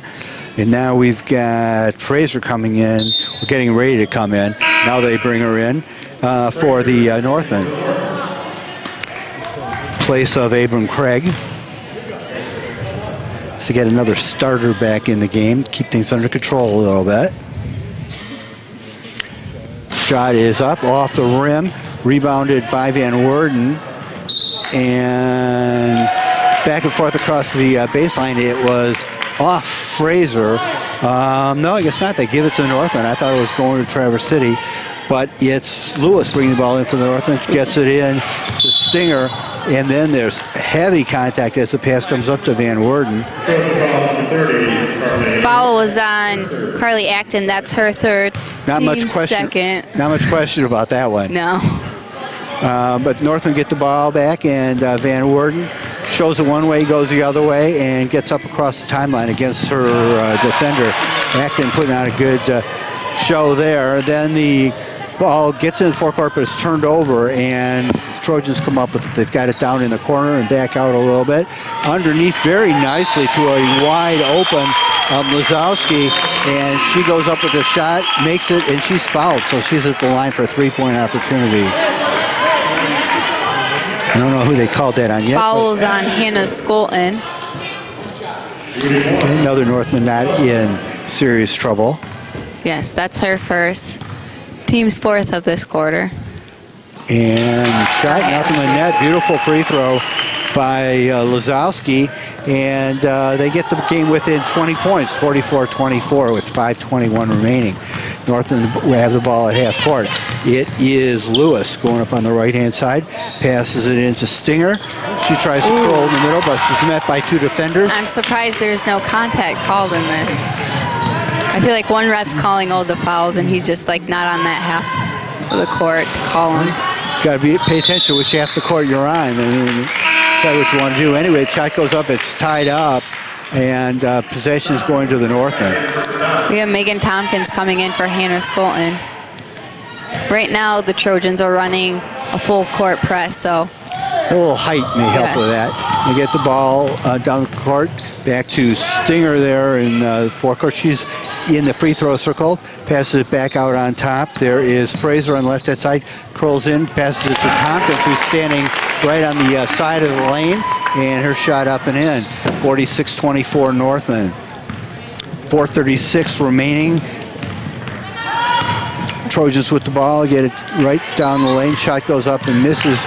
Rebound recovered by Rawlings. She turns around, her shot up. This one goes in, and I think they only gave her 2 for that.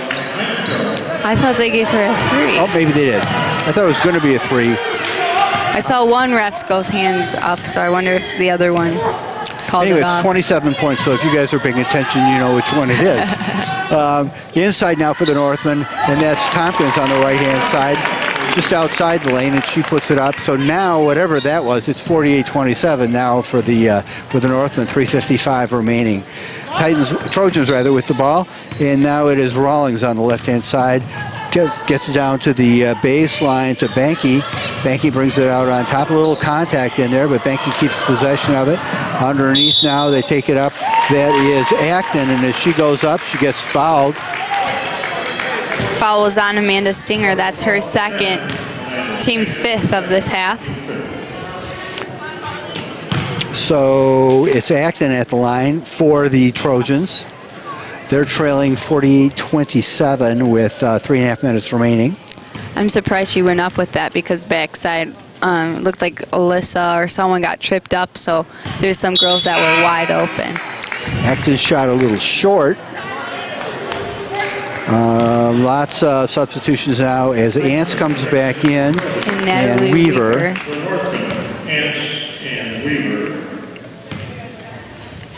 And Acton getting ready for her second shot. A couple more dribbles this time. Double take a little bit and misses off to the left. Rebounded by Tompkins. Tompkins blasts it up to Ants, who's all by herself. The only person in the forecourt, and her layup goes in. I don't know how they let her slip by. It's not like you want to take your eyes off of her, but got a great shot. It's 50-27, and they Trojans drive down. Their shot misses, and Ants with the ball again. She's being guarded pretty closely now by Acton. Works her over the timeline and passes to Van Worden. Back out on the free throw line to Tompkins. The inside, very nice double pass there. Ends up in the hands of Van Worden. She knows what to do with it under the basket and goes in. Liz Frazier, I don't know what we're going to call her, but she's right now the queen of the passes down low and getting that last person open. And shot by the Trojans, rebounded by Tompkins underneath. Van Worden with the ball now gets across the line to Ants. Ants mixes it up right in the middle, goes through two defenders, misses a shot, but it's rebounded by Tompkins. I guess we could consider that a pass off the backboard or something, yes. But the two of them were combined to get the basket. I don't know if they would count it as an assist in the book, but it definitely was one. It was nice play. A three-point shot from the outside and misses for Traverse City. Thought that was kind of a dangerous play by Ants. I thought she might get a call there. You know, she kind of pushed her way through two defenders, but no call. She did miss the shot, but it was nicely rebounded and put back up by Tompkins. Northmen now 54-27 with 2:17 remaining. We got a lot of players out there. We got Asia, Liz Frazier, Natalie Weaver, Allie Will, and Abby Blanchard. So it's great to see that bench, be able to come out and play in this game. Oh, and the pass way up ahead to Abram Craig. She catches it, passes it back outside for a three-point shot. She's Blanchard underneath the basket, gets the rebound and puts it right back up. Good position, good box out, and a great layup shot by Abby Blanchard. Trojans now with the ball, get it inside to Young. Off her hands and out of bounds. Mary Barbera coming in now for the Trojans as they clear their bench a little bit. Over the right-hand side, shot goes up off the rim, rebounded by the Northmen underneath. That is Weaver. Bringing the ball up is Fraser. Gets by the defense and across the timeline. Gets it down to the top of the circle. Over the left-hand side now to Will. Will passes it back across the top to Weaver. Weaver looking over the offense. Over the left-hand side is Fraser. Kind of a little combination of a couple of starters in there. I guess Fraser is really the only one, I think, right now. Yep. And it's good to have one in there to settle things down. Anyway, curling into the middle there is Will. They bring it back out as the defense is really sealing things up as they try to cross the free throw line.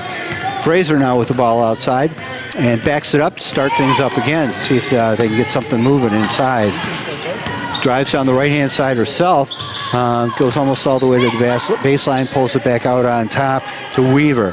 Weaver looking over the offense, finds Fraser on the right. She finds Abram Craig inside, and she puts it up and is fouled. Misses the shot, but she's going to get a chance from the line. 43 seconds left in the game. 56-27, And Asia Abram-Craig gets shot from the free throw line. Hers is a little short. Gets a little support from her teammates. And another shot. This one will probably go over the backboard. Isn't that what happens? Yeah, this one actually almost goes in around the rim and falls down.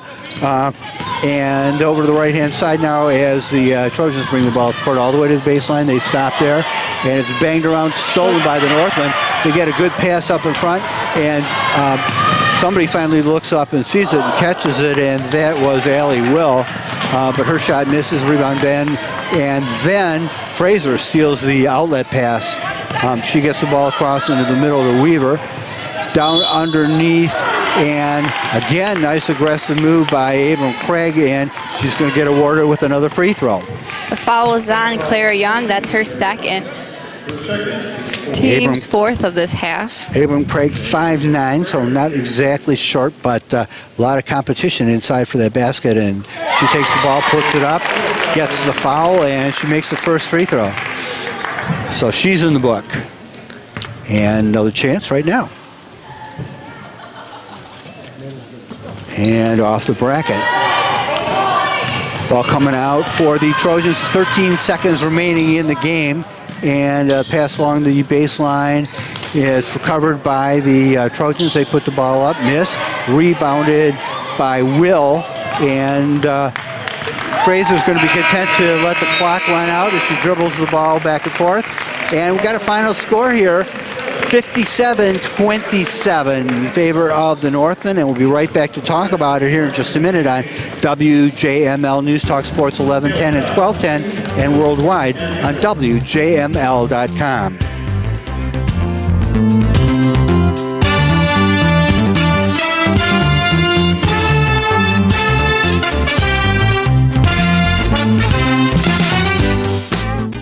January brings snow, north wind, and plenty of chill.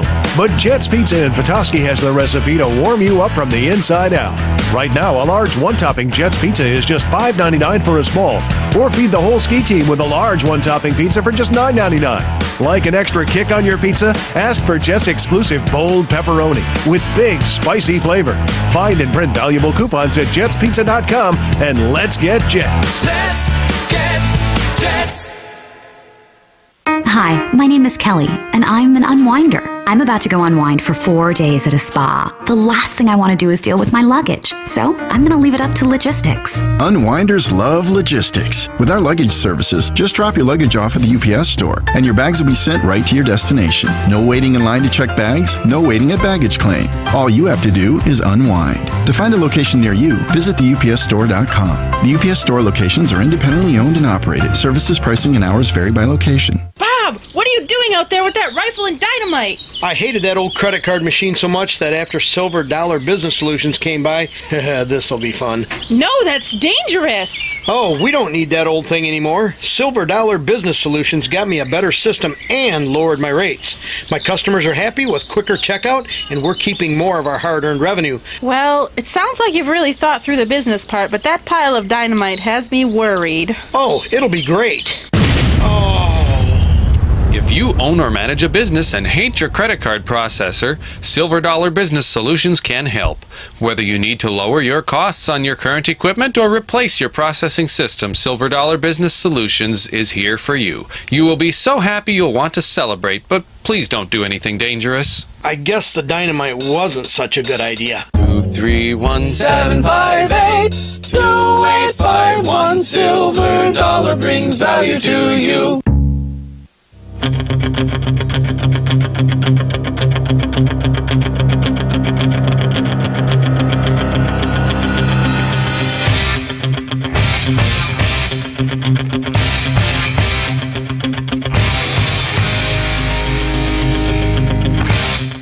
And the eye of the tiger. There's got to be somebody who's in the eye of the tiger tonight. For goodness sakes, we got 57 points, and we held the Trojans, who are not a bad team, to 27. So, Caitlin, let us know. This is a tough pick. There's a couple of really good candidates It is tonight. a tough pick. That's why you But get the deciding factor, you know, I have to go with Megan Tompkins. She was very consistent tonight, very reliable. She scored 6 points each quarter, minus the second quarter, which is when she got pulled out of the game for foul trouble. You know, I do have to say, great job by Abby Blanchard. She came off the bench, you know, made both her free throws, was ready down low, rebounding, and also Kelsey. And the only difference is just the foul trouble. Kelsey ended up with 4 fouls, but she ended up with 22 points. But out of those, you know, those were my top 3 tonight. And Liz Frazier with her passing, but Megan Tompkins, you know, was the most consistent tonight. She really kind of led that team and, you know, had really smooth moves, offense and defense. Yeah, but that's kind of amazing that Kelsey got 22 points. I know, so that's why I had to mention her, you know, like give her a little shout out. But you know, I don't know if I can tell people this, but Megan Tompkins is my favorite player on this team, and I'm glad to see she gets eye of the Tiger tonight. I know she really, really deserved it, and you're right. You know, she was really solid in there, and did a great job, both offense and defense, and I'm glad to see her get it. And I completely agree with you. So we're gonna have to stop this. One of these days, I'm gonna have to completely disagree with your Eye of the Tiger pick. But you're doing a great job, and so did Megan Tompkins tonight. And it was a lot of fun to watch. Northmen, by the way, pulling out the victory tonight, 57-27. Even to my math, that's a 30-point margin, and that's pretty darn good. It's, you know, I was looking at the score, 30 points, and we played Ogama Heights and beat them by 23, and they played Ogama Heights and beat them. What did you say by last Tuesday? They beat them 51-37. So, you know, they had basically the same margin we did with Ogama Heights, and it's crazy playing a team like Traverse City Central, who's always known for being really good, and they did play well, you know, but it's just they couldn't execute anything. We couldn't, you know, pick out one thing that they needed to do better besides you know, missing some open shots, but it didn't look like they shot much tonight either. Well, now that we got a good matchup against a good team, I mean, there's no question about whatever happened tonight. Traverse City Central is a good team. Is this Northman team for real now? No, this North team has been for real for a while, and you know, it's exciting to see them play the second half of the season. I'm ready for that game against Cadillac to show them what we got, and we have improved since then. Definitely. You know, we had 1, 2, 3, 4, 5, 6, 7 players score tonight, and that's amazing for, you know, a team with such great talent like Megan and Kelsey, and to find those players, and Liz did a great job finding players tonight too. Yeah, well, Cadillac's undefeated in the league. We're going to beat them. But I think they got some games against some good teams left, and they've got us coming back with a grudge to settle. We lost to them here, right? So no, we lost to them on the away. road. All right, that's why we went to Cadillac. That's right. So we get them back here in our gym, and we, you know, that was early in the season too. That was the first conference game that we had. Yeah, that was the first conference game. I believe. We played Gaylord. Oh, second. And then Sheboygan, and then Cadillac. And it was a 7-point game, and I'm sure that all the players on this team remember every minute of the game, and they are ready to make up for that when they get a chance. But by continuing to win since then, they keep themselves right on pace. We're 1 game behind them, and now we are actually half a game behind them after winning tonight. This is the only conference game being played tonight, so TC Central drops to 2 games behind, and we move up to a half a game behind. And Cadillac, what's happening Friday? We play Alpena, which we're going to talk about in just a minute. Cadillac plays Gaylord. We have to hope that Cadillac loses one more game so we don't have to tie for the BNC with them after we beat them. There you go. Well, Gaylord's playing them at Cadillac. Cadillac, well, they're always a good, quick team, and they utilize their talents very well. And then the 2 Traverse City teams play. That's always a lot of fun on Friday. So after this week, we're going to have a little more of an idea of the shape of the top of the standings. The things are a little bunched right now, and they're either going to stay bunched or spread out a little bit. But whatever it is, it's pretty exciting, and we are just thrilled to be along with you on this. We're having a great time this season, and it's a lot of fun to watch this team. Now, time to talk about the scorebook. Scorebook. Yeah. Okay. Remember that? Yes, a lot of points. I have 57 points scored by the Northmen tonight. Where'd they come from? Megan Tompkins with 18, Liz Frazier with 5, Kelsey Ants with 22, Jamie Larson with 2, Alyssa Van Worden with 7, Asia Abram-Craig with 1, and Abby Blanchard with 4. Okay, nice.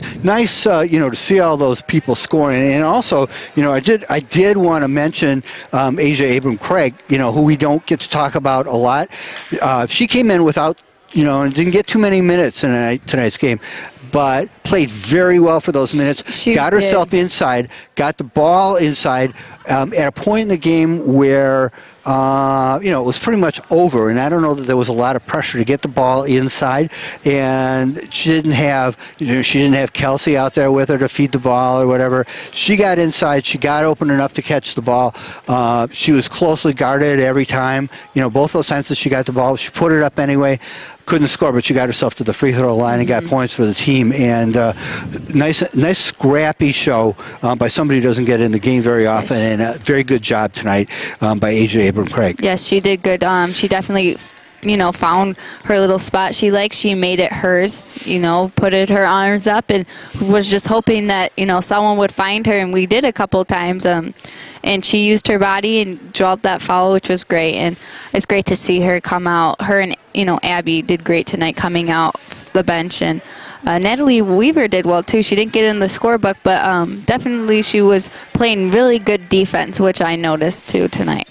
Yeah, and she got, not a lot of minutes, but considerable minutes. I mean, it was she got a chance to play and, get a little sweat and all that out there and, run up and down the court a little bit. And I agree, played some great defense. Okay, now how about those 27 Trojan points? We have 2 from Taylor Cobb, Abby Underwood with 2, Maddie Banky with 2, Taylor Rawlings with 10, Lauren Lozowski with 5, Claire Young with 4, Carly Acton with 1, and Jess Hemstraw with 1.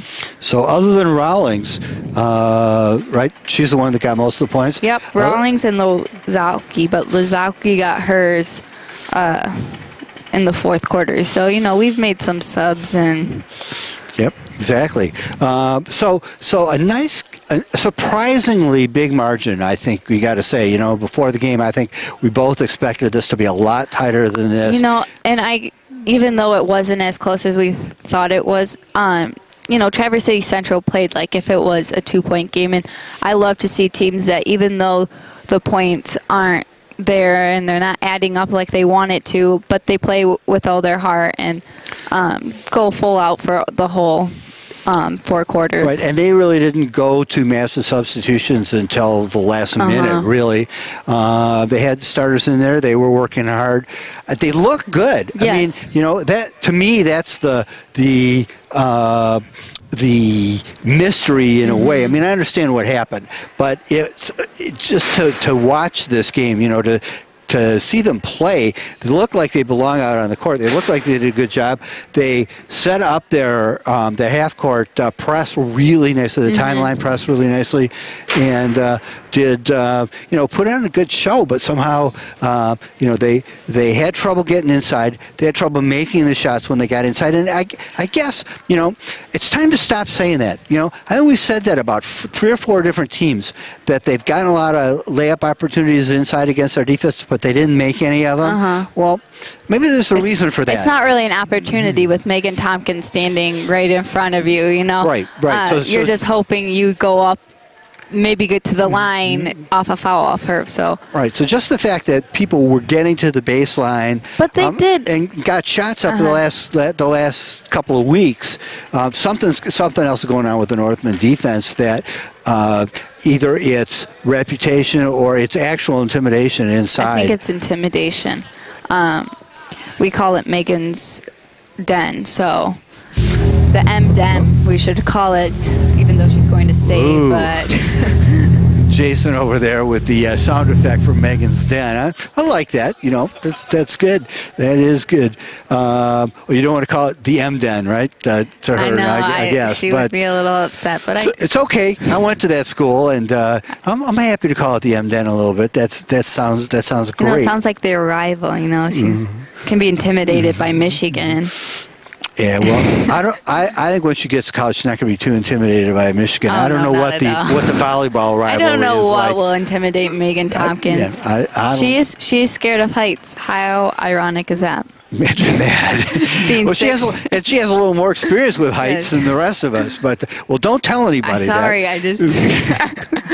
Okay, you guys out Megan. there, don't tell anybody that out there because That's a little secret. Yeah, I don't know how you could use that in a defense on a basketball floor or on a volleyball court, but I don't know. She's already the tallest one on the court, so good luck with that. Anyway, great performance tonight by the Petoskey Northmen, taking control of this game early, expanding that control out, taking charge of the game all the way up to the end, really getting a lot of people involved, a lot of people playing outstandingly well tonight, and getting a chance to show off some of their skills. So why don't we take a quick break right now, and then we'll come back in just a second and wrap this up and say goodnight. Let everybody go home, and we'll see you in just a minute on WJML News Talk Sports 1110 and 1210 and worldwide on WJML.com.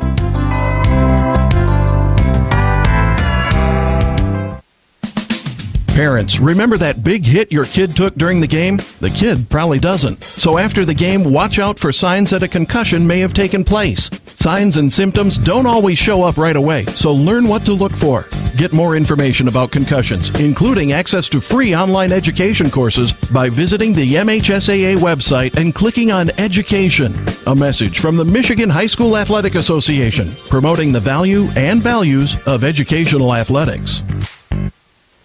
Things have perked up in downtown Alanson with the all-new R&R Cabin Restaurant. Chef Randy Cole and his partner Ruth invite you to stop in for a jumpstart breakfast or a delicious lunch of gourmet sandwiches and homemade soups. This Friday, try R&R Cabin's Friday night fish fry starting at 4 o'clock. Fill up on a great meal and top it off with a cup of freshly brewed coffee and one of many homemade desserts. Now open, try the all-new R&R Cabin, located in downtown Alanson. Call for today's special at 231-203-2012. Hey, I'm Kristen. The best mobile pet beautician around. I'm Robert. The owner of the UPS store in my neighborhood. I get all kinds of pet products delivered all the time, and since my van is my office. Her business needed a real street address. So I got a mailbox at the UPS store. Now I never miss a delivery because Robert can sign for all Kristen's packages and send out a text or email when they arrive. Kristen loves being in business on her own. But with Robert's help, I don't feel like I'm alone. And running around in circles. Are you a mind reader? Wow. To learn about mailbox services at the UPS store and to find a locally owned center near you, visit the UPSstore.com. We love small businesses. We love logistics. Your Petoskey UPS store is your certified packing expert. Locally owned and operated and located in the Mitchell Street Plaza near Radio Shack. Mention that you heard this ad and you'll get a 10% discount on in-store custom packaging.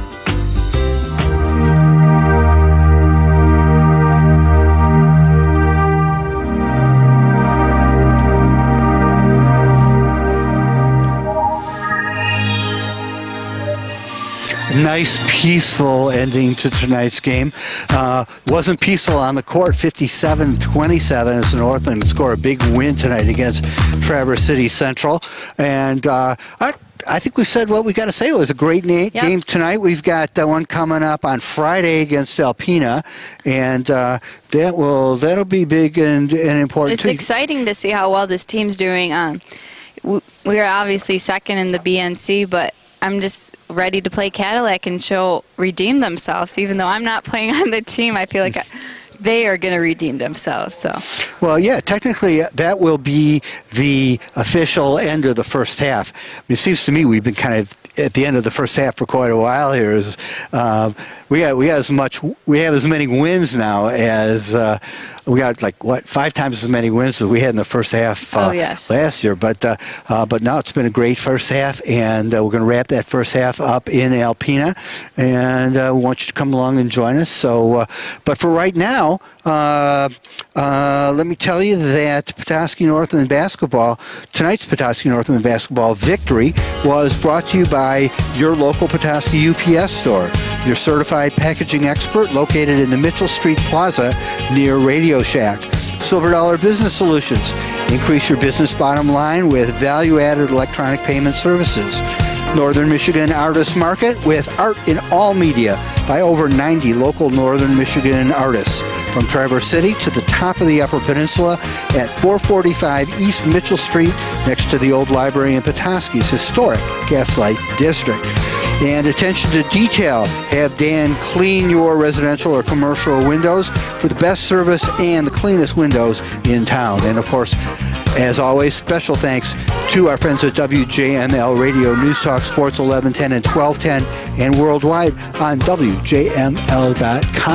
And one more time tonight, glorious news, Petoskey Northmen 57 and the Traverse City Central Trojans 27. Big victory for the Northmen, and we'll see you on Friday.